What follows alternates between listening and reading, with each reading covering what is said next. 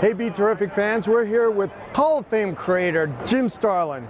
Thank you for talking to me for these few minutes. Oh, it's a pleasure. Now, this is a highlight of one of my artistic histories and nostalgia. Was your art when you were creating the Marvel Cosmic Universe, at which of course included Thanos, the villain of Marvel in Avengers Infinity War that came out this weekend. Yeah, who's that guy? Yeah. So, you were at the premiere in LA. That's awesome.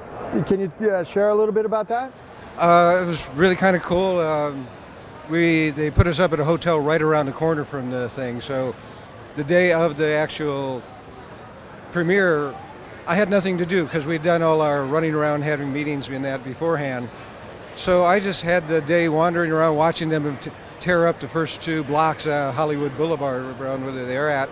For grandstands and fans? Yeah, and they were putting up sets and things like that. And so I just occasionally would walk out and see where they progressed, take a picture, put it on Facebook, say something stupid underneath it, and then move on and wait until the show started. And it was great. I mean, we walked in, theater, after party afterwards. I was blown out by the movie, and it was really kind of tricky because right afterwards I had to go see the Russo brothers and the two writers, McFeely and Marcus. And they said, "What do you think?" And I was almost speechless. I just mumbled, great. going, "I love it, but I have to see it like about 3 or 4 more times before I can be articulate about telling you what I think." Right? Yeah, and they understood entirely. It's interesting to me, like when you were working at the height of your comic book career, comic books were the ultimate expression of imagination. You know, there wasn't computer generated imaging and all the CGI, but now movies have caught up. They've blown us out of the water. Yes, yeah, that's true. You can't do a comic book anywhere near as spectacular as like 30 seconds that you might see in a movie. Right. I mean, Doctor Strange was the best 3D movie I ever saw. You know, Black Panther was amazing, the whole aesthetic of it, and that's like, revitalized the whole, niche of collecting, market, that character. And now Thanos. Now, you created Thanos from a Greek word, right? Well, actually, my introduction to it is more Freudian. I was introduced through a psychology class where he talked about Thanos rather. They used the term Thanos and Eros. And see, I'm mostly Greek, so I'm very interested in this. Yes, well, when I finally moved to New York, 2 blocks down the street from me was a restaurant called Thanatos, which I never quite understood why you would name a restaurant after death. I guess it was to really scare people in.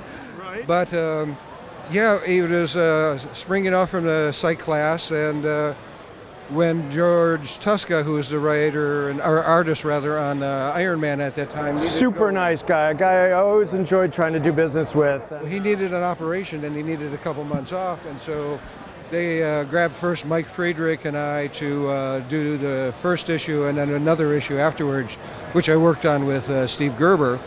And so we introduced Thanos and Drax into the first Iron Man number 55.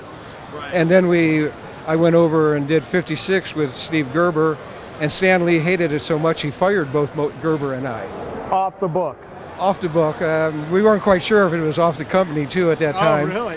But you went on to do Strange Tales right after that? Roy Thomas came and said, "We have this one book that is probably going to disappear, and maybe even before you get the first issue done, but if you give it a shot, we'll keep you busy doing that. And if it makes it on, we'll just keep you on that book." And that's how I started on Captain Marvel. Yeah, that's awesome. That's so cool. Some of my best things were when I've been fired. Now, so you were doing Captain Marvel and you used Thanos and that whole cosmic element, like you just brought it all up. You just, invented it, but it just, you made it happen, as a genre, Marvel Cosmic. And that's what I've always been impressed about your career with that. And now, coming to fruition with the movies and Guardians of the Galaxy and that whole cosmic aspect, it's gotta feel cool that was your vision in what, 72, 73, 74, right through there, and that vision is being culminated in the movies today. I have to make an admission. I went for the cosmic because I didn't want to have to draw horses or cars.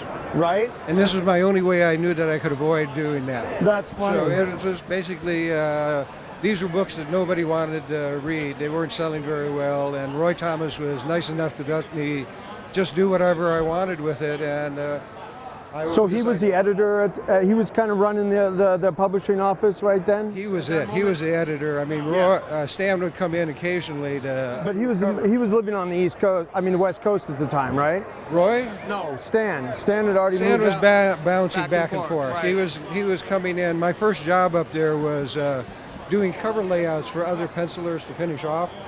I would sit there and draw up some cover sketches in the morning, and Stan would come in at noon.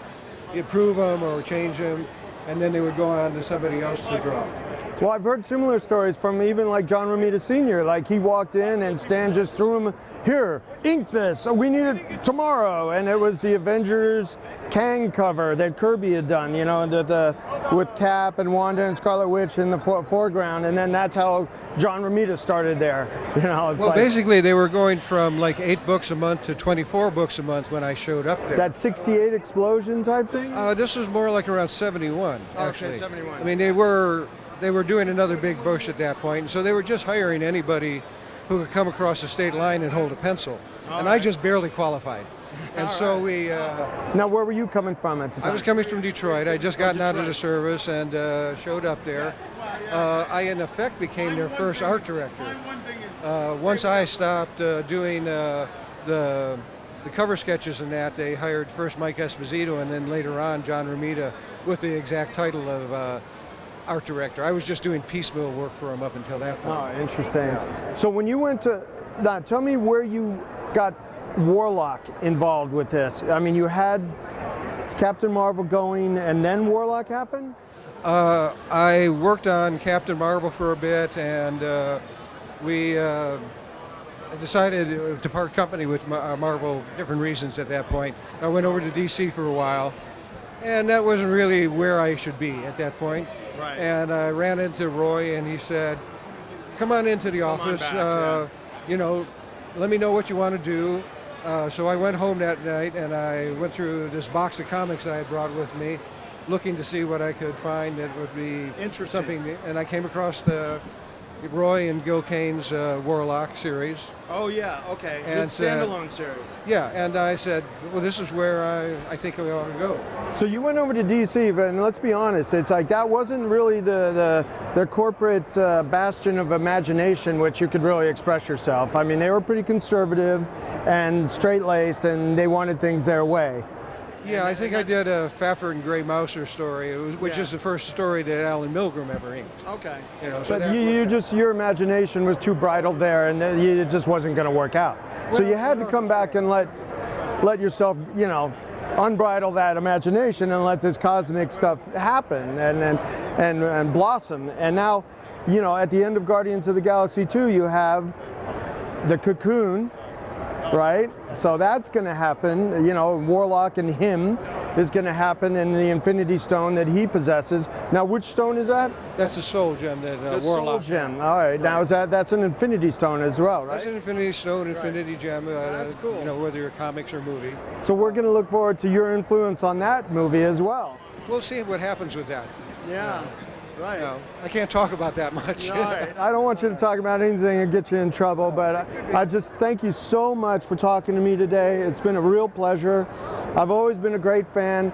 I think at that moment where you were doing this work, that was the best stuff in comics. And, you know, it's just a Hall of Fame career from a Hall of Fame gentleman.